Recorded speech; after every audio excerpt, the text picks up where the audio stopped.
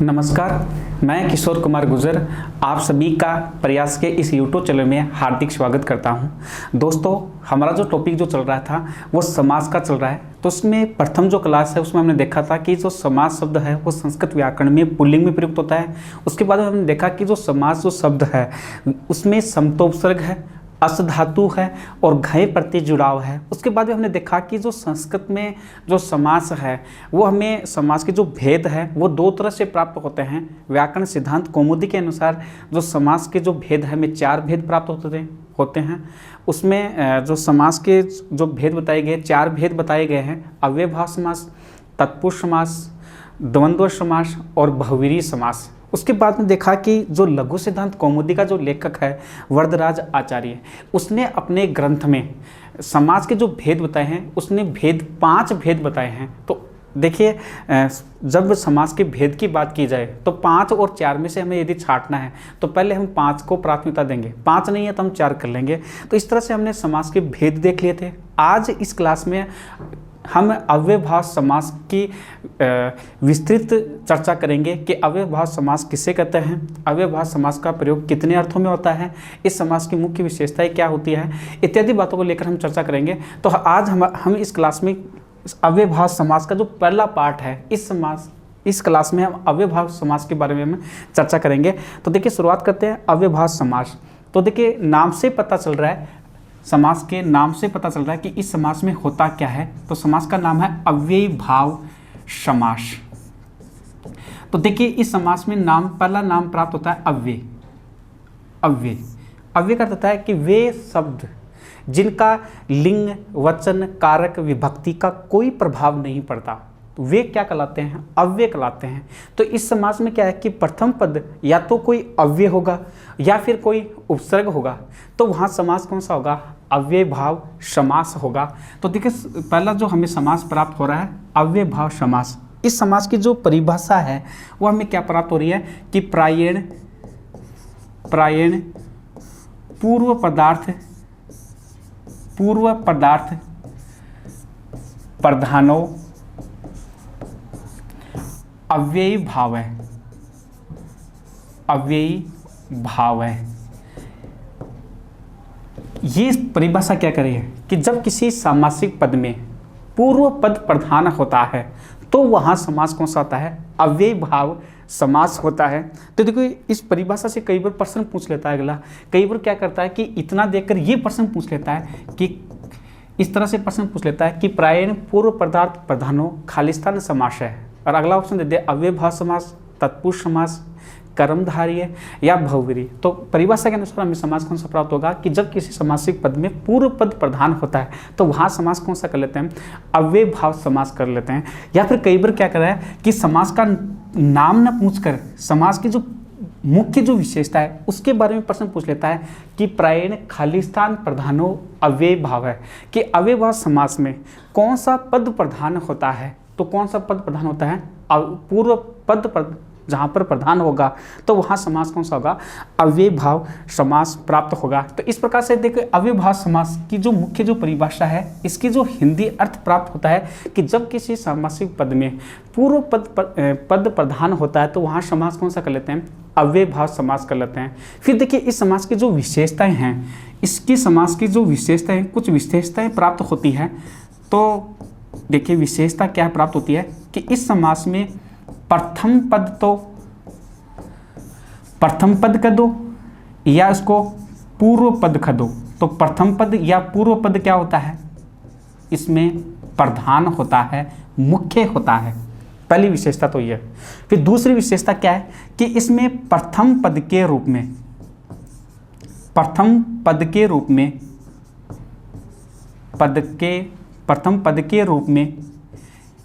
में या तो कोई उपसर्ग होगा या फिर कोई अव्यय पद होगा, कि इस समास में कोई भी सामासिक, इससे हमने पहले हमने चर्चा की कि कोई भी सामासिक पद होगा, उस सामासिक पद में निश्चित रूप से दो पद होंगे, प्रथम पद और उत्तर पद। तो इस समास में क्या है कि प्रथम पद के रूप में या तो कोई उपसर्ग होगा कि 22 उपसर्गों में से कोई सा उपसर्ग हो सकता है, फिर या उपसर्ग नहीं होगा तो या तो कोई अव्यय पद होगा। तो इस समास की देखो दूसरी जो विशेषता है कि प्रथम पद के रूप में या तो उपसर्ग होगा या फिर कोई अव्यय पद होगा।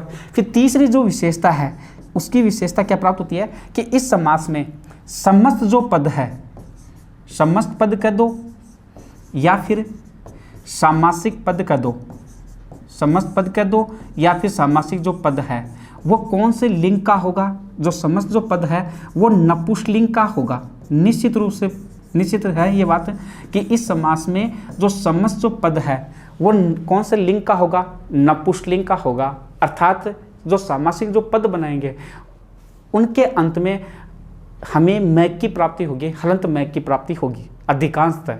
तो इस प्रकार से इस समास की मुख्य रूप से ये तीन विशेषताएं प्राप्त होती है कि इस समास में प्रथम पद प्रधान होता है, दूसरी बात प्रथम पद के रूप में इसमें उपसर्ग या अव्यय की प्राप्ति होगी, तीसरी बात कि इस समास में सामासिक जो पद होगा यानी समस्त जो पद होगा वो कौन से लिंग का होगा, नपुंसकलिंग का होगा। उसके अलावा इस समास में तीन विशेषताएं और भी होती है जो मुख्य विशेषताएं मानी जाती है कि इस समास में देखिए और विशेषताएं कौन कौन सी हैं कि इस समास में क्या होता है कि जो समास विग्रह होगा, समास विग्रह से हम समस्त पद बनाएंगे तो उसमें भी कुछ नियम चलेंगे। तो इस समास में क्या है, यदि समास विग्रह में आकारांत पद प्राप्त होगा, यदि कोई समास विग्रह है उस समास विग्रह में आकारांत पद होगा तो उस आकारांत पद को हम किस में बदल देंगे, आकारांत में बदल देंगे। कि इस समास में मुख्य विशेषता क्या है कि आकारांत पद को किस में बदल देंगे, आकारांत में बदल देंगे। जैसे मान लीजिए कैसे कि यदि कोई समास विग्रह दे रखा है, जैसे रम्याः समीपम, ये समास विग्रह दिया गया है।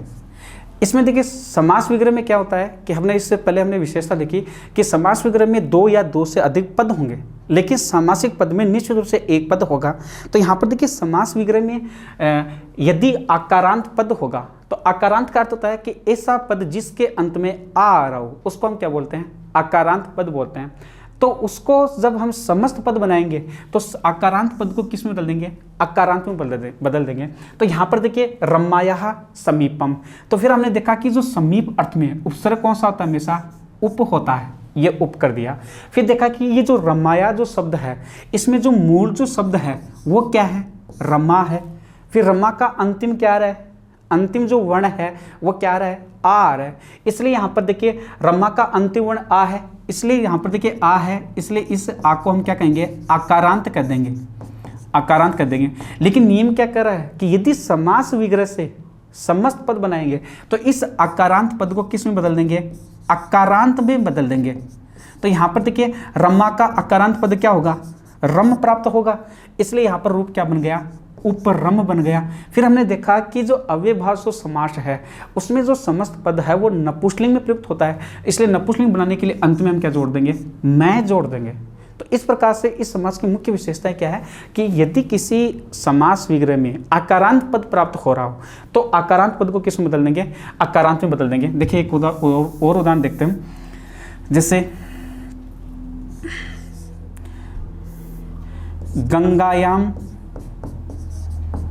गंगायाम इति, ये समास विग्रह दे रखा है। तो इसमें देखा कि जहां पर इति आता है तो वहां पर हम अव्यय शब्द कौन सा जोड़ते हैं, अधि जोड़ दिया। फिर देखा कि यहाँ पर देखिए गंगायाम में जो मूल जो शब्द है वो क्या है, यहाँ पर गंगा है, तो गंगा का अंतिम वर्ण क्या रहा है, आ रहा है, इसलिए ये क्या हो गया, आकारांत पद कहलाएगा। इस पद गंगा को हम क्या कहेंगे, आकारांत कहेंगे। लेकिन नियम क्या कर रहा है कि समास विग्रह से हम समस्त पद बनाएंगे तो इस आकारांत पद को आकारांत में बदल देंगे। कहने का तात्पर्य कि इस गंगा में आ का लोप कर देंगे, शेष क्या बचेगा, गंग। तो यहाँ पर देखिए अधिगंग। फिर हमने देखा कि इस समास में जो समस्त पद है वो कौन से लिंग का होगा, नपुंसकलिंग का होगा। तो नपुंसकलिंग बनाने के लिए अंत में हम क्या जोड़ देंगे, मैं जोड़ देंगे, रूप क्या बन गया, अधिगंगम। तो इस प्रकार से इस समास की ये मुख्य विशेषता है कि इस समास समास में यदि आकारांत पद होगा तो उसका समस्त पद बनाते समय आकारांत पद को अकारांत में बदल देंगे। दूसरी विशेषता देखना कि इस समास में यदि समास विग्रह में इकारांत पद होता है, इकारांत पद की प्राप्ति होगी, तो उसका समस्त पद बनाते समय बड़ी ई को ह्रस्व ई में बदल देंगे। इकारांत पद को ह्रस्व ई में बदल देंगे या फिर इस ई का लोप कर देंगे, इस ई का लोप कर देंगे, दीर्घ ई का लोप कर देंगे। तो देखिए जैसे नद्याः समीपम। अब देखिए ये तो समास विग्रह है। समीप अर्थ में हमने देखा कि उपसर्ग कौन सा आता है, उप आता है, इसलिए यहां पर क्या कर दिया, उप कर दिया। फिर देखा कि नदी में, यहां पर नद्या जो शब्द है इसमें मूल जो पद होता है वो हमेशा क्या है, नदी है, और नदी में ई की मात्रा क्या होती है, बड़ी होती है। इसलिए अब इसका समस्त पद बनाएंगे तो इस बड़ी ई को हम क्या कर देंगे, छोटी ई में बदल देंगे और रूप क्या बना देंगे, उपनदी बना देंगे। तो इस तरह से क्या है इस समास में कि दीर्घ ई है, इकारांत पद प्राप्त हो रहा है तो उसको ह्रस्व ई में बदल देंगे, या फिर क्या कर देंगे, इस ई का लोप कर देंगे, और ई का लोप कर देंगे तो हम अंत में मैं भी जोड़ेंगे और रूप क्या बन जाएगा, उपनदम भी बन सकता है। दोनों सही है। यदि परीक्षा में दोनों ऑप्शन कभी किसी भी कंडीशन में नहीं आएंगे। यहाँ पर मान लीजिए नद्याः समीपम उपनदी और उपनदम तो किसी कंडीशन, दोनों ऑप्शन में एक साथ में नहीं आएंगे, क्योंकि संस्कृत व्याकरण में ये दोनों सामासिक पद सही होते हैं। तो इस प्रकार से इकारांत पद को हम किस में बदल देंगे, ह्रस्व ई में बदल देंगे। देखिए एक उदाहरण देखते हैं, जैसे स्त्रियाः समीपम। अब देखा कि समीप अर्थ में कौन सा उपसर्ग आता है, उप आता है, इसलिए यहां पर उप कर दिया। फिर देखा कि जो स्त्री जो शब्द है, इस स्त्री में ई की मात्रा हमेशा क्या होती है, बड़ी आती है, लेकिन यहां पर हम इस बड़ी ई को क्या कर देंगे, ह्रस्व ई कर देंगे और रूप क्या बन जाएगा, उप स्त्री बन जाएगा। या फिर क्या कर देंगे, इस ई का लोप कर देंगे, और ई का लोप करेंगे तो क्या बनेगा, उपस्त्रम बन जाएगा। इस प्रकार से इस समास में दूसरा जो मुख्य नियम है वो क्या कह रहा है कि यदि समास विग्रह में इकारांत पद की प्राप्ति होती है तो उसका समस्त पद बनाते समय इकारांत पद को ह्रस्व ई में बदल देंगे। फिर देखिए तीसरा जो नियम है वो नियम क्या कह रहा है कि यदि समास विग्रह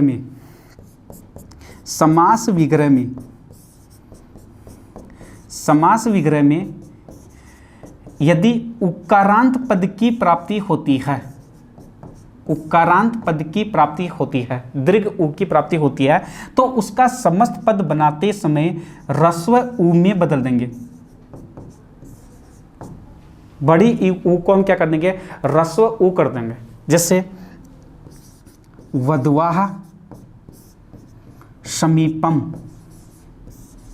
वधवाः समीपम।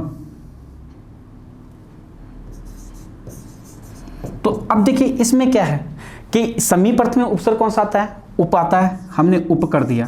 फिर देखा कि जो वधवा है इसमें मूल जो शब्द है वो क्या है, वधु है, और वधु में उ की मात्रा क्या आती है, बड़ी आती है। तो इस उ को हम क्या कर देंगे, ह्रस्व उ कर देंगे। तो यहाँ पर समस्त पद बनाते समय हम क्या कर देंगे, बड़े उ को हम क्या करेंगे, छोटा उ कर देंगे। इस प्रकार से समास विग्रह से हम समस्त पद बनाते हैं। तो इस तरह से ये जो तीन नियम है ये इस अव्ययभाव समास में ही चलते हैं, अन्य किसी समास में ये नियम नहीं चलते। इसलिए ये तीन नियम अव्ययभाव समास में सबसे महत्वपूर्ण नियम होते हैं ये। तो इसमें देखो एक बार फिर से देख लेते हैं कि इस समास में प्रथम नियम क्या करा है कि यदि समास विग्रह में अकारांत पद प्राप्त हो रहा हो, अकारांत पद प्राप्त हो रहा हो तो उसको हम क्या कर देंगे, ह्रस्व एम में बदल देंगे। जैसे रमाया समीपम उपरमम, गंगायाम इति अधिगंगम। अब देखिए ये अधि कैसे आ रहा है, ये उप कैसे आ रहा है, इनको हम आगे विस्तृत रूप में देखेंगे। फिर देखिए दूसरा जो नियम क्या कर रहा है कि समास विग्रह में यदि इकारांत पद आ रहा हो, ई बड़ा आ रहा हो तो ह्रस्व ई में बदल देंगे। फिर देखा कि समास विग्रह में उकारांत पद प्राप्त हो रहा हो तो उसको ह्रस्व उ में बदल देंगे। इस प्रकार से इस समास के ये मुख्य नियम है। तो फिर हमने देखा कि अव्ययभाव समास का प्रयोग 16 अर्थों में होता है, अलग अलग अर्थ में अव्ययभाव समास का प्रयोग किया जाता है। जैसे पहला जो अर्थ है इस समास का, जैसे पहला अर्थ है विभक्ति, दूसरा समीप, तो विभक्ति, समीप, समृद्धि, विवृता, यथा भावा, तय या संप्रति, शब्द प्रादुर्भाव पश्चात, योग पद्य, संपत्ति, साकल्यांत, वचनेशु। इस प्रकार से ये 16 अर्थ होते हैं, एक सूत्र के रूप में लिखे होता है। तो आपके सिलेबस में सूत्र नहीं आएंगे कभी भी समास से। तो अब देखिए इस अव्ययभाव समास के प्रयोग 16 अर्थों में होते हैं। तो ये 16 अर्थ कौन कौन से हैं, ये देखिए कि अव्ययभाव समास का प्रयोग 16 अर्थों में है। 16 अर्थ होंगे, अलग अलग अर्थ में अलग अलग उपसर्ग का प्रयोग किया जाएगा। तो इसमें देखिए पहला जो अर्थ है वो हमें पहला अर्थ है विभक्ति अर्थ में। तो विभक्ति अर्थ में उपसर्ग कौन सा आ रहा है, उपसर्ग होगा या फिर कोई अव्यय होगा। तो विभक्ति अर्थ में अधि अव्यय। दूसरा समीप अर्थ में उप अव्यय का उप उपसर्ग का प्रयोग करेंगे। फिर देखिए समृद्धि अर्थ में सु उपसर्ग का प्रयोग करेंगे। फिर वैरिधि अर्थ में दुर, या देखिए दुर भी हो सकता है या फिर दुस उपसर्ग का भी प्रयोग कर सकते हैं। फिर देखिए अभाव अर्थ में निर या निस उपसर्ग का भी प्रयोग कर सकते हैं, निर या निस। फिर देखिए अत्य अर्थ में अति अव्यय का प्रयोग करेंगे। तो ये तो 6 अर्थ हैं। उसके बाद में देखिए 7वां अर्थ है असंप्रति अर्थ में। असंप्रति अर्थ में अति अव्यय का प्रयोग करेंगे। फिर शब्द प्रादुर्भाव अर्थ में इति अव्यय का प्रयोग करेंगे। पश्चात अर्थ में अनुपसर्ग का प्रयोग करेंगे। फिर देखिए ये जो यथा है, इस यथा के मुख्य रूप से 4 अर्थ होते हैं। तो लास्ट क्लास में मैंने 3 बता दिया, 3 नहीं होगा, यथा के 4 अर्थ होते हैं। तो 3 तो इन मुख्य यथा के 3 तो अर्थ आएंगे, एक जो चौथा अर्थ है इनके मुख्य अर्थों में शामिल कर लिया जाता है। इस प्रकार से यथा के 4 अर्थ होंगे। इसमें पहला जो अर्थ है वह है योग्यता। योग्यता अर्थ में कौन सा आएगा, अनु। फिर देखिए विप्सा अर्थ में प्रति। फिर पदार्थ नति अर्थ में यथा अव्यय का प्रयोग करेंगे। फिर देखिए अगला जो अर्थ है वह है अनुपूर्वेण अर्थ में। तो अनुपूर्वेण अर्थ में कौन सा आएगा, अनु उपसर्ग का प्रयोग। फिर देखिए योग पद्य अर्थ में सह। देखिए मूल जो अव्यय होता है वो हमेशा सह होता है, सह का ही सह शेष रहेगा। तो सह का दो या सह का दो, बात एक ही है। फिर सादृश्य अर्थ में सह अव्यय का प्रयोग करेंगे। फिर संपत्ति अर्थ में सह अव्यय का प्रयोग करेंगे। फिर साकल्य अर्थ में सह का, और अंत अर्थ में भी कौन सा अव्यय का प्रयोग करेंगे, सह अव्यय का प्रयोग करेंगे। तो इस प्रकार से इस समास का प्रयोग अलग अलग अर्थों में हमें प्राप्त होता है। इस एक एक अर्थ की हम यहाँ पर विस्तृत रूप से देखेंगे। लेकिन देखिए इसमें 16 अर्थों में सबसे महत्वपूर्ण जो अर्थ होगा वो सबसे लगभग प्रश्न पूछता है, तो वो यथा से प्रश्न पूछता है। जैसे यथा रुचि, जैसे उदाहरण दे देता है यथा रुचि में कौन सा समास है। या फिर जो सीटेड एग्जाम लगी थी उसमें प्रश्न पूछा था यथाशक्ति में कौन सा समास है। तो इस प्रकार से सबसे महत्वपूर्ण जो अर्थ है वो अर्थ है पदार्थ नति व्रति अर्थ में। उसके अलावा देखिए जो अर्थ पूछ लेता है कई बार विभक्ति अर्थ में, ये भी सबसे महत्वपूर्ण है कि विभक्ति अर्थ में कौन सा अव्यय का प्रयोग करते हैं। यहाँ पर जो उदाहरण प्राप्त होंगे वो अधि हरि, अधि कृष्णम, अधि बालकम, ऐसे उदाहरण प्राप्त होंगे। तो इन 16 अर्थों की हम विस्तृत रूप से चर्चा करेंगे। तो देखिए पहला शुरुआत करते हैं इसके 16 अर्थों में प्रथम अर्थ से। और पहला अर्थ है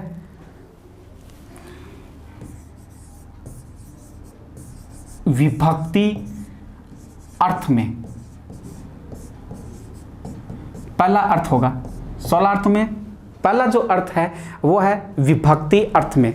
अब देखिए इस अर्थ में निश्चित अव्यय होगा, इसके अलावा किसी अन्य अव्यय का प्रयोग नहीं होता है विभक्ति अर्थ में। तो यहाँ पर देखिए जो उपसर्ग या अव्यय जो होगा, उपसर्ग होगा या फिर जो अव्यय होगा वो होगा अधि अव्यय का प्रयोग करेंगे। कहने का तात्पर्य कि इस विभक्ति अर्थ में जो सामासिक जो पद होगा उसमें प्रथम पद के रूप में क्या होगा, प्रथम पद के रूप में निश्चित है अधि अव्यय का प्रयोग करेंगे।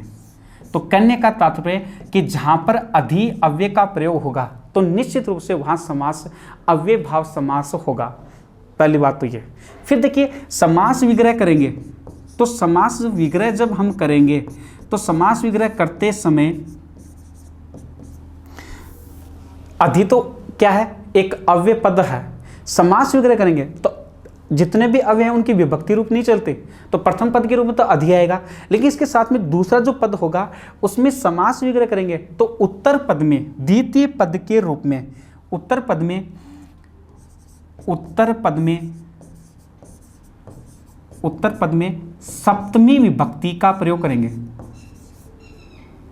सप्तमी विभक्ति का प्रयोग करेंगे, उत्तर पद में सप्तमी विभक्ति का प्रयोग करेंगे और अंत में इति अव्यय का प्रयोग कर देंगे। निश्चित रहेगी कि जब हम समास विग्रह करेंगे, ये जो समास विग्रह करेंगे तो उत्तर पद में विभक्ति कौन से लगाएंगे, सप्तमी विभक्ति का प्रयोग कर देंगे और अंत में क्या जोड़ देंगे, इति अव्यय का प्रयोग करेंगे। तो देखिए इस पहला जो अर्थ है इसकी निश्चित पहचान हो गई और निश्चित विग्रह हो गया।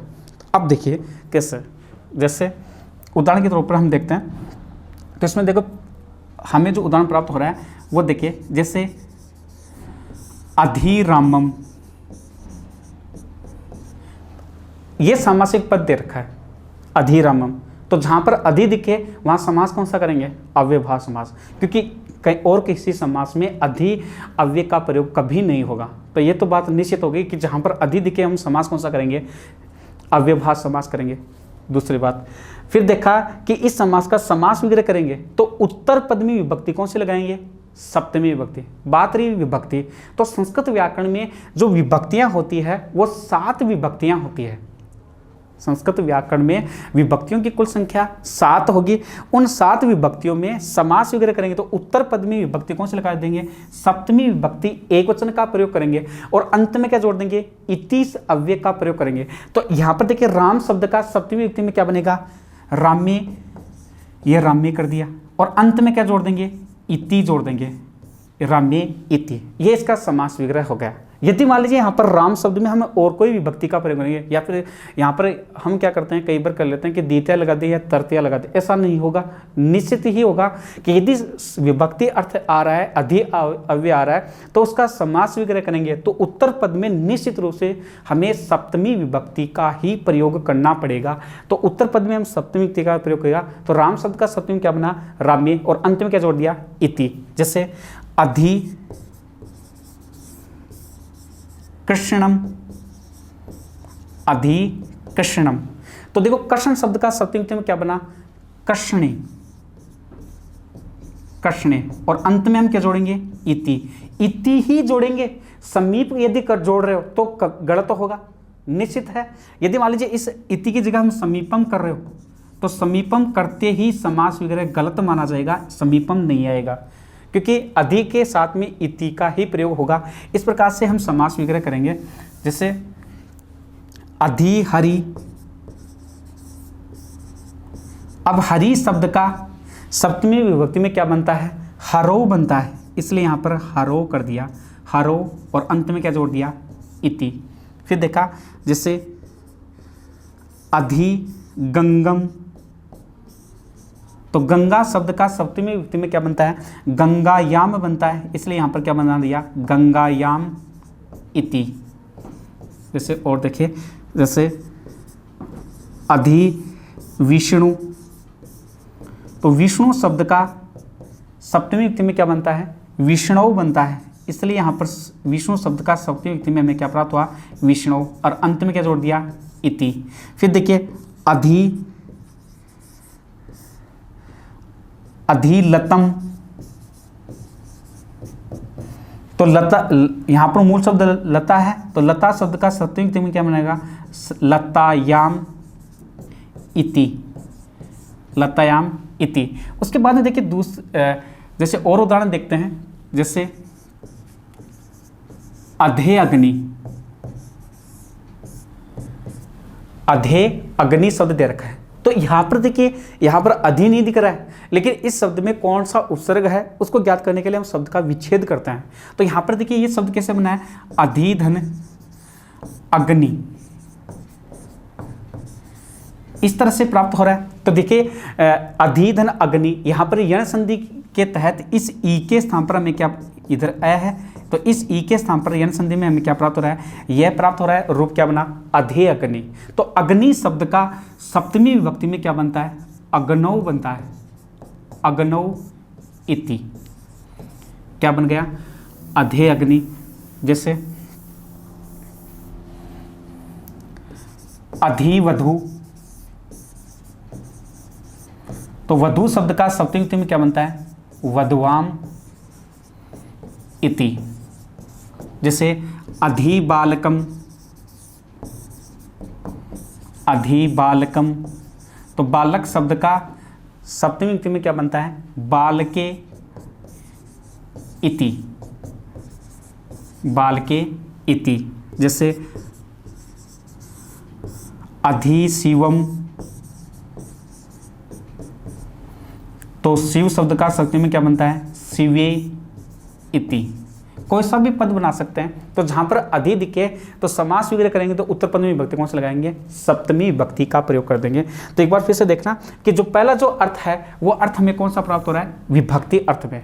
ये विभक्ति अर्थ क्या है? विभक्ति अर्थ में इसका शाब्दिक अर्थ होता है के विषय में, के विषय में। किसके विषय में? अधिक शब्द के साथ जो शब्द जुड़ा हुआ है उसके विषय में। जैसे अधिरामम, तो इसका अर्थ क्या हुआ? हिंदी अर्थ विग्रह करेंगे रामी इति, यह राम है या फिर यह राम का विषय है। देखिए, अब देखिए इसमें प्रथम पद के रूप में निश्चित रहेगी कि प्रथम पद के रूप में विभक्ति अर्थ में अधि अव्यय का ही प्रयोग होगा, किसी अन्य अव्यय का प्रयोग नहीं होगा। फिर दूसरी बात कि समास वगैरह करेंगे तो उत्तर पद में निश्चित है सप्तमी विभक्ति एक वचन का ही प्रयोग करेंगे और अंत में क्या जोड़ देंगे? इति अव्यय का प्रयोग कर देंगे।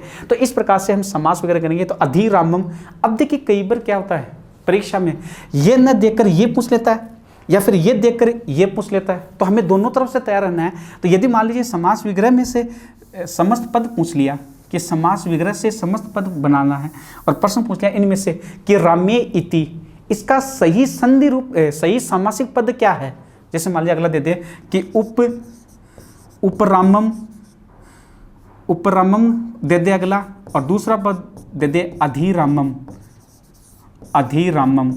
तो हम कौन से विकल्प का चयन करेंगे?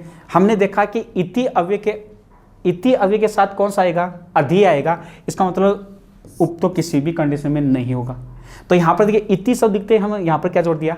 राम जोड़ दिया, अधि शब्द जोड़ दिया। फिर देखा कि राम, यहाँ पर मूल शब्द क्या है? राम। तो राम शब्द का, ये राम्य शब्द का प्रथमा विभक्ति में क्या बनता है? राम। इसलिए इसका समस्त पद नपुंसकलिंग बनाने के लिए हमने क्या जोड़ दिया? अंत में मैं जोड़ दिया। तो इस प्रकार से हमें रूप क्या प्राप्त हुआ? अधिरामम शब्द प्राप्त हो गया। फिर देखिए कृष्णे इति, तो इति शब्द दिखते ही हम क्या करेंगे? यहाँ पर अधि, ये अधि अव्यय का प्रयोग कर देंगे। फिर देखिए कृष्ण शब्द है, इसका नपुंसकलिंग बनाने के लिए अंत में क्या जोड़ देंगे? मैं जोड़ देंगे और रूप क्या बन गया? अधि कृष्णम। फिर देखिए हरो इति, तो इति अव्यय शब्द दिखते हम क्या जोड़ देंगे? अधि। फिर हरि शब्द का हरि और रूप क्या बना? अधि हरि। लेकिन ध्यान ये रखना कि इकारांत और उकारांत पदों के अंत में मैं का प्रयोग कभी नहीं होता है। इकारांत और उकारांत पदों के अंत में मैं लगाने की आवश्यकता नहीं होगी। ये जो पद है हरि, जो अधि हरि है, ये पहले से क्या है? एक अव्यय पद है, यानी नपुंसकलिंग में है। फिर देखिए हरो इति, तो रूप क्या बन गया? अधि हरि। फिर गंगायाम इति, इस इति को हटाने के लिए हम क्या जोड़ेंगे? अधि। फिर देखा कि इस समास विग्रह में गंगायाम जो मूल जो पद है उसमें यहाँ पर क्या है? गंगा। तो अकारांत पद को हम क्या करेंगे? अकारांत बदल देंगे। तो गंगा का अकारांत क्या करेंगे? तो गंग, और अंत में हम क्या जोड़ देंगे? गंगम बनेंगे। फिर देखो विष्णु इति, तो इति अव्यय का हटाने के लिए यहाँ पर अधि जोड़ देंगे। फिर मूल शब्द क्या है? विष्णु, तो यहाँ पर ये लोग विष्णु कर देंगे। विष्णु में ऊ की मात्रा हमेशा छोटी होती है, तो यहाँ पर क्या बन गया? अधि विष्णु। फिर लतायाम इति, इस इति को हटाने के लिए हम क्या जोड़ देंगे? अधि जोड़ देंगे। फिर लता का मूल शब्द लता, लेकिन अकारांत पद को लोप कर देंगे और क्या बन जाएगा? अधि लतम बन जाएगा। उसके बाद देखिए जैसे मान लीजिए इधर वाला देखकर ये प्रश्न पूछ लें कि बताइए इनमें से कौन सा होगा, तो हम कौन सा करेंगे? वधवाम इति, तो इति को हटाने के लिए हम कौन सा अव्यय जोड़ेंगे? अधि, और मूल जो पद है यहाँ पर वधु में ऊ की मात्रा बड़ी है, लेकिन यहाँ पर हम छोटी करेंगे और रूप क्या बन जाएगा? अधि वधु। उसके बाद देखिए बालके इति, इति को हटाने के लिए अधि जोड़ देंगे और बालक शब्द का नपुंसकलिंग पद बनाने के लिए हम क्या जोड़ेंगे? अंत में मैं जोड़ देंगे और रूप क्या बना देंगे? अधि बालकम। फिर देखिए शिवे इति, तो यहाँ पर देखिए इति को हटाने के लिए अधि का प्रयोग करेंगे और शिव शब्द का नपुंसकलिंग पद बनाने के लिए अंत में हम क्या जोड़ देंगे, मैं शब्द का प्रयोग करेंगे और ग्रुप क्या बना देंगे, अधि शिवम। इस प्रकार से अव्ययभाव समास का पहला जो अर्थ है वो अर्थ हमें क्या प्राप्त हो रहा है कि विभक्ति अर्थ में, और विभक्ति अर्थ में अव्यय कौन सा आएगा, अधि अव्यय का ही प्रयोग करेंगे। समास विग्रह करेंगे तो उत्तर पद के रूप में सप्तमी विभक्ति का प्रयोग करेंगे और अंत में इति अव्यय का प्रयोग कर देंगे। फिर समास विग्रह से इधर वाला पद बनाएंगे तो इस इति को हटाने के लिए यहाँ पर हम क्या जोड़ देंगे, अधि का प्रयोग करेंगे, अधि का प्रयोग करेंगे। फिर अकारांत पद को अंत में मैं जोड़ देंगे, अकारांत पद को अकारांत में बदल देंगे, उकारांत पद को ह्रस्व उ में बदल देंगे। इस प्रकार से अव्ययभाव समास का जो पहला जो अर्थ है वो हमें कौन सा प्राप्त हो रहा है, विभक्ति अर्थ में। फिर देखिए अगला जो अर्थ है, अगला जो अर्थ हमें प्राप्त हो रहा है वो है समीप अर्थ में। तो इस प्रकार से पहला जो अर्थ है वो था विभक्ति अर्थ में, दूसरा अर्थ है समीप अर्थ में, समीप अर्थ में। और समीप का अर्थ होता है पास या निकट, पास या निकट। अब देखिए इस अर्थ में भी निश्चित उपसर्ग होगा, निश्चित समास विग्रह करेंगे तो निश्चित विभक्ति का प्रयोग करेंगे। तो अर्थ क्या है कि प्रथम पद के रूप में, निश्चित है कि इस अर्थ में प्रथम पद के रूप में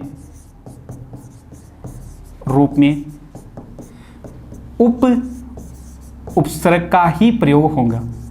निश्चित है कि समीप अर्थ में उपसर्ग कौन सा आएगा, उपसर्ग का प्रयोग करेंगे।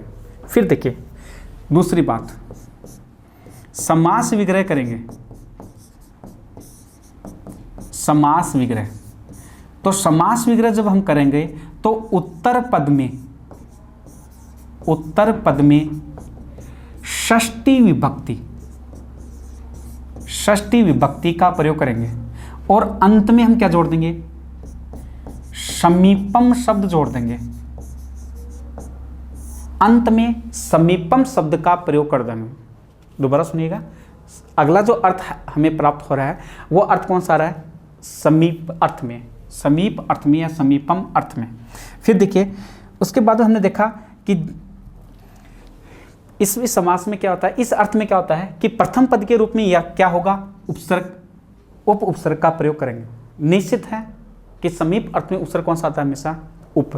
फिर देखिए समास विग्रह करेंगे, कोई भी सामासिक पद होगा और यदि उस सामासिक पद में प्रथम पद के रूप में उप आ रहा है तो उसका समास विग्रह करेंगे तो उत्तर पद में, दूसरे पद में षष्ठी विभक्ति एकवचन का प्रयोग करके अंत में क्या जोड़ देंगे, समीपम शब्द जोड़ देंगे। जैसे उदाहरण के तौर पर देखना, जैसे उपकृष्णम, उपकृष्णम। अब देखिए ऐसे उदाहरणों को रटने की आवश्यकता नहीं है। कई बार हम क्या करते हैं कि हमें पढ़ने का तरीका नहीं प्राप्त होता है कि हम क्या करते हैं कि उदाहरण ज़्यादा से ज़्यादा उदाहरण पढ़ लेते हैं, उनको लिख लेते हैं और अनेक प्रकार की गाइडें खरीद लेते हैं। और उसमें हमने देखा, हम देखते हैं कि समीप अर्थ में किसी गाइड में तो 4 उदाहरण दे रखे हैं और किसी गाइड में 10-10 उदाहरण दे रखे हैं। तो कई बार क्या कि मैंने देखा है कि जो स्टूडेंट्स होते हैं वो क्या करते हैं कि इन उदाहरणों को लिखते हैं, सारे के सारे उदाहरण एक जगह लिख लेते हैं। जैसे मान लीजिए समीप अर्थ में है तो किसी गाइड में 10 उदाहरण दे रखे तो 10 उदाहरण लिख लिया। फिर दूसरे गाइड में देखा कि उसमें कुछ उदाहरण अलग हैं तो वो क्या करते हैं कि उन उदाहरणों को उससे दूसरे गाइड से उस नोट्स में लिख लेते हैं। इस तरह से लिखना गलत होता है। पहले आप चीज़ को, विषय वस्तु को समझिए कि इसका समास विग्रह कैसे होता है, उसमें शॉर्ट में जाने की शॉर्ट में किस प्रकार से हम प्रश्न कर सकते हैं, इन बातों को हम ध्यान देना मुख्य रूप से बहुत ज़रूरी होता है। तो आप देखिए उपकृष्णम, इसका अर्थ देखिए, उप का अर्थ है समीप, किसके समीप, कृष्ण के समीप, अर्थ ये तो है। अब देखिए इसका जब हिंदी अर्थ ग्रहण करते हैं तो हिंदी अर्थ ग्रहण करते हैं तो इसका जो अर्थ हमें प्राप्त होता है राम के समीप, राम के समीप या राम के निकट। तो यहाँ पर देखिए कौन सा कारक चिन्ह प्राप्त हुआ, राम के निकट सोवन है तो हमें कौन सा कारक चिन्ह प्राप्त हुआ, के प्राप्त हुआ। तो संबंध का के की, इसका मतलब विभक्ति कौन सी आएगी, षष्ठी विभक्ति का प्रयोग करेंगे। तो अब देखिए समास विग्रह करेंगे तो देखिए उपकृष्णम है तो उप को उठाने की, ये तो उपकृष्णम है। अब उत्तर पद में विभक्ति कौन से करेंगे, षष्ठी। तो कृष्ण शब्द का षष्ठी विभक्ति में क्या बनता है, कृष्ण से बन गया, ये लो कृष्ण से, और अंत में हम क्या जोड़ देंगे, समीपम शब्द जोड़ देंगे, कृष्ण से समीपम। जैसे उपहरि, तो हरि शब्द का षष्ठी विभक्ति में क्या बनता है, हरे बनता है, और अंत में हमें क्या जोड़ना है, समीपम शब्द जोड़ना है, ये लो समीपम। उससे पहले जो अर्थ देखा था उसके अंत में हम क्या जोड़ रहे थे, इति, लेकिन यहाँ पर अर्थ दूसरा आ रहा है इसलिए शब्द भी दूसरा आएगा और अर्थ क्या आ रहा है, समीपम आ रहा है। जैसे उपविष्णु, तो विष्णु शब्द का षष्ठी विभक्ति में क्या बनता है, विष्णोः बनता है, विष्णोः समीपम। जैसे उपरमम, तो रमा शब्द का षष्ठी विभक्ति में रमायाः समीपम, रमायाः समीपम। जैसे उपगुरु, तो गुरु शब्द का षष्ठी विभक्ति में गुरो बनता है, तो क्या बनेगा, गुरोः समीपम। जैसे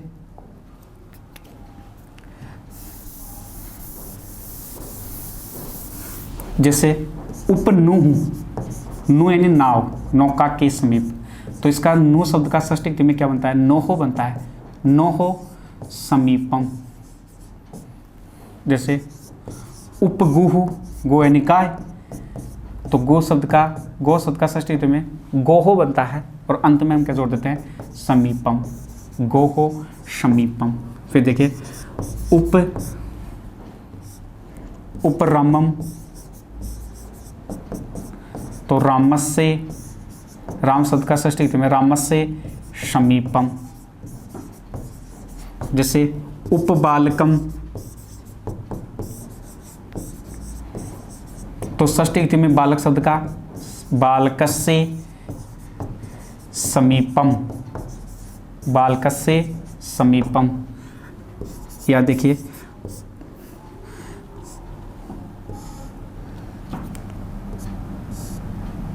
जैसे उपमोहनम, मोहनसे समीपम। तो इस प्रकार से निश्चित तो विभक्ति कर रहे हैं और निश्चित शब्द जोड़ रहे हैं। तो इस प्रकार से देखिए ये जो अर्थ समास में, अव्ययभाव समास में जो चल रहे हैं, निश्चित तो अर्थ प्राप्त होगा, निश्चित अव्यय शब्द की प्राप्ति होगी, और समास विग्रह करेंगे तो निश्चित विभक्ति का ही प्रयोग करेंगे, अन्य किसी विभक्ति का प्रयोग हम नहीं कर सकते। तो एक बार फिर से देखते हैं कि अगला जो दूसरा जो अर्थ प्राप्त हो रहा है वह हमें कौन सा प्राप्त हुआ, समीप अर्थ में प्राप्त हुआ। देखा कि समीप शब्द का अर्थ क्या होता है, पास या निकट। उसके बाद में देखा कि जो इस अर्थ में जो प्रथम पद के रूप में क्या होगा, या उपसर्ग कौन सा होगा, उप उपसर्ग का प्रयोग करेंगे। निश्चित है समास विग्रह करेंगे तो उत्तर पद में विभक्ति कौन सी लगाएंगे, षष्ठी विभक्ति का प्रयोग करेंगे। अंत में क्या जोड़ देंगे, समीपम शब्द ही जोड़ेंगे, अन्य कोई शब्द नहीं आएगा। देखिए सभी के शब्दों के अंत में क्या आ रहा है, समीपम आ रहा है, अन्य कोई शब्द नहीं आएगा। तो इस तरह से ये जो फार्मूला जो चलता है वो संस्कृत व्याकरण में निश्चित रूप से चलेगा। फिर देखिए उपकृष्णम, तो षष्ठी विभक्ति का प्रयोग हुआ, तो कृष्ण शब्द का षष्ठी विभक्ति में क्या बना, कृष्ण से, और अंत में क्या जोड़ दिया, समीपम। तो परीक्षा में देखिए कई बार ये देखकर ये पूछ लेता है या फिर ये देखकर ये पूछ लेता है। तो मान लीजिए परीक्षा में समास विग्रह से समस्त पद पूछ लिया कि बताइए कृष्ण से समीपम, इसका समस्त पद क्या होगा। तो हमने देखा कि समीपम शब्द आ रहा है तो इसका मतलब उपसर्ग कौन सा आएगा, उप आएगा, ये उप कर दिया। फिर देखा कि यहाँ पर अकारांत जो अकारांत पद आ रहा है, और अकारांत यहाँ पर मूल जो पद क्या है, कृष्ण है, तो कृष्ण, ये कृष्ण कर दिया। फिर देखा कि अव्ययभाव समास में जो समस्त पद है वो कौन से लिंग का होगा, नपुंसकलिंग, इसलिए यहाँ पर क्या जोड़ दिया, कृष्णम शब्द जोड़ दिया। फिर देखिए हरेः समीपम, तो समीप अर्थ में उपसर्ग कौन सा जोड़ दिया, उप उपसर्ग जोड़ दिया। फिर देखा यहाँ पर मूल शब्द क्या है, हरि है, तो इकारांत पदों में अंत में मैं की जोड़ने की आवश्यकता नहीं होगी, इसलिए यहाँ पर क्या बन गया, उपहरि बन गया। फिर देखिए विष्णु समीपम, तो समीप अर्थ में कौन सा आएगा, उप आएगा, ये उप कर दिया। फिर देखिए यहाँ पर मूल जो पद है वो क्या है, विष्णु, तो यहाँ पर क्या कर दिया, उप विष्णु कर दिया। फिर देखिए रमायाः समीपम, तो समीप अर्थ में कौन सा आएगा, उप आएगा, ये उप कर दिया। फिर देखिए मूल जो पद है यहाँ पर रमा, मूल जो पद है वो क्या है, रमा। तो इससे पहले हमने नियम क्या देखा कि अकारांत पद को हम ह्रस्व ए में बदल देंगे। तो रमा का हम क्या कर देंगे, रम कर देंगे। तो यहाँ पर रमा का रम कर दिया और अंत में क्या जोड़ देंगे, मैं जोड़ देंगे और रूप क्या बनेगा, उपरमम बन गया। जैसे गुरु समीपम, तो क्या बना, उपगुरु। उसके बाद देखिए इनमें देखना, नोह समीपम, समीप अर्थ में उपसर्ग कौन सा आ गया, उप आ गया। फिर देखा कि यहाँ पर जो नो है, नो यानी नौका, नाव के समीप। तो यहाँ पर जो मूल जो उसमें शब्द होता है वो नु होता है, इसलिए यहाँ पर नु जोड़ दिया, तो क्या बन गया, उपनुहु। फिर देखिए गोह समीपम, तो समीप अर्थ में क्या आ गया, उप, और यहाँ पर मूल जो शब्द क्या है, गुह है, तो यहाँ पर उपगुह बना दिया। फिर देखिए रामस्य समीपम, समीप अर्थ में उपसर्ग कौन सा आ गया, उप, और मूल शब्द क्या है, राम, इसका नपुंसकलिंग पद बनाएंगे, क्या बनाएंगे, ऊपर रामम जोड़ देंगे।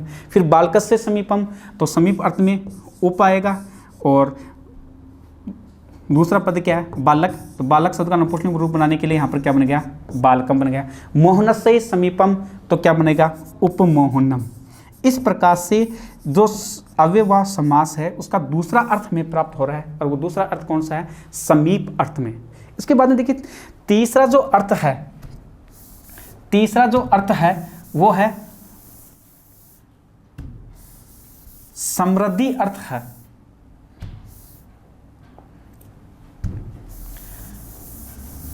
समृद्धि अर्थ में तो पहला अर्थ था विभक्ति, दूसरा समीप, तीसरा समृद्धि।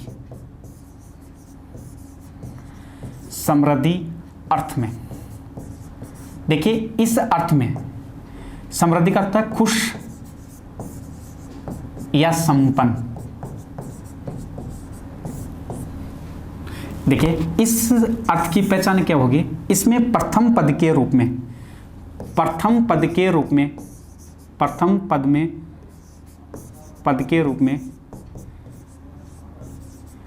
यहां पर क्या होगा, पहचान क्या है इसकी, यहां पर देखिए इसकी पहचान क्या होगी, इस अर्थ की पहचान क्या होगी कि इस अर्थ की पहचान क्या होगी, प्रथम पद के रूप में सु उपसर्ग का प्रयोग होगा। तो यहां पर देखिए समृद्धि का अर्थ है सुख, खुश या संपन्न या अच्छा। प्रथम पद के रूप में उपसर्ग कौन सा आएगा, सु, ठीक है।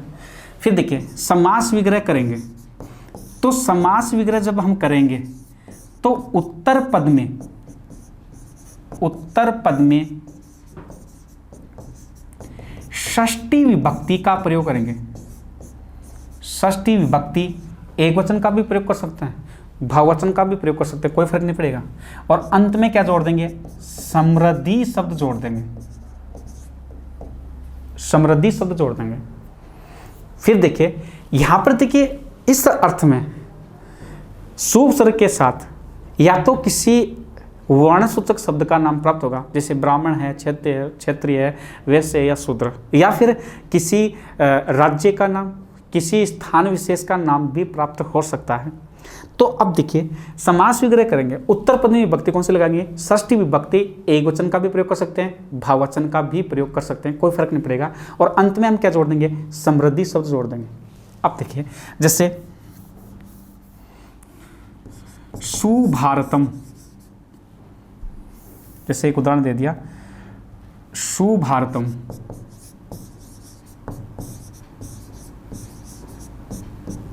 अब देखिए भारत एक ही है, तो यहां पर देखिए भारत शब्द का, अब सुभारतम का अर्थ क्या है, अच्छा भारत, या भारत सुख संपन्न हो, खुश हो, भारत का खुश संपन्न होना।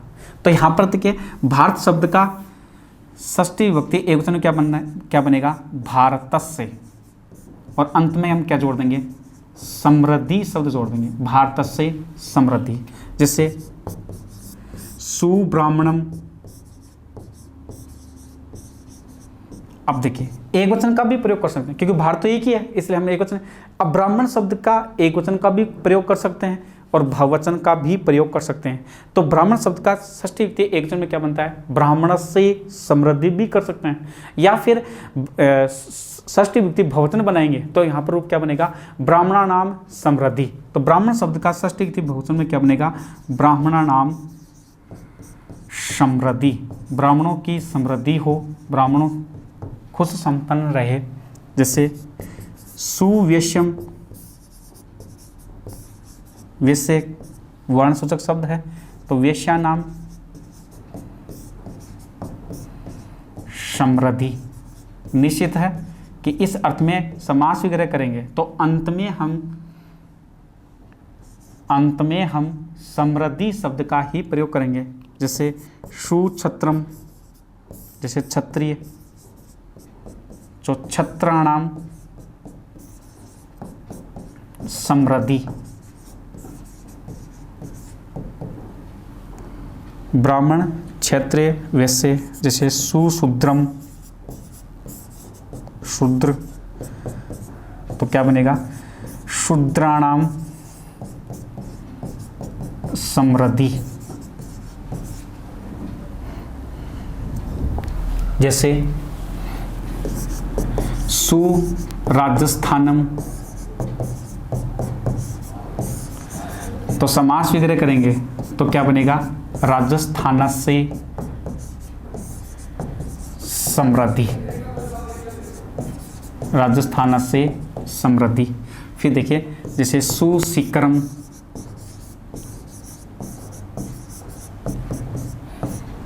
तो शिखरस्य समृद्धि। इस प्रकार से जो अर्थ जो हमें प्राप्त हो रहा है, और वह अर्थ प्राप्त कौन सा रहा है समृद्धि अर्थ में। इस अर्थ में प्रथम पद के रूप में उपसर्ग कौन सा आएगा सु उपसर्ग का प्रयोग करेंगे। फिर देखिए समास विग्रह करेंगे तो उत्तर पद में षष्ठी विभक्ति एकवचन का भी प्रयोग कर सकते हैं, बहुवचन का भी प्रयोग कर सकते हैं, और अंत में हम क्या जोड़ देते हैं समृद्धि शब्द का प्रयोग करेंगे। जिस प्रकार से सुभारतम, तो यहाँ पर देखिए समास वगैरह करेंगे तो भारत शब्द का षष्ठी विभक्ति में क्या बनता है भारतस्य बनता है, और अंत में हम क्या जोड़ रहे हैं समृद्धि। फिर देखिए सुब्राह्मणम, तो ब्राह्मणानाम समृद्धि, सुवेश्यम वैश्यानाम समृद्धि, सुछत्रम छत्राणाम समृद्धि, शूद्रम शूद्राणाम समृद्धि। अब देखिए कई बार परीक्षा में क्या करता है इधर वाला देखकर ये पूछ लेता है या फिर ये देखकर ये पूछ लेता है। तो देखिए दोनों तरफ से हम यहाँ पर चर्चा करेंगे कि समृद्धि अर्थ दिखते हैं, हम उपसर्ग कौन सा करेंगे यदि समास विग्रह से हम समझ पर बनाएंगे। तो यहाँ पर देखिए समृद्धि अर्थ दिखते हैं हम कौन सा लेंगे सु उपसर्ग जोड़ देंगे, और मूल जो शब्द है क्या है भारत, इसका नपुंसकलिंग पद बनाने के लिए हम क्या बना देंगे भारतम शब्द जोड़ देंगे, मैं जोड़ देंगे। फिर ब्राह्मणानाम समृद्धि, तो उस समृद्धि शब्द को हटाने के लिए यहाँ पर उपसर्ग कौन सा जोड़ेंगे सु, तो क्या बना सुब्राह्मणम। फिर देखिए समृद्धि अर्थ में तो सुवेश्यम, छत्राणाम समृद्धि तो सुछत्रम, शूद्राणाम समृद्धि तो क्या बनेगा सुशूद्रम। इस प्रकार से ये हम समास विग्रह से समस्त पद बनाते हैं। तो इस प्रकार से ये जो तीसरा जो अर्थ है वो हमें कौन सा प्राप्त हो रहा है समृद्धि अर्थ में। इससे पहले हमने कौन सा चर्चा की थी, एक तो विभक्ति अर्थ में, दूसरा समीप अर्थ में, तीसरा समृद्धि अर्थ में। बाकी के जो अर्थ हैं हम अगली क्लास में हम चर्चा करेंगे। तब तक के लिए नमस्कार।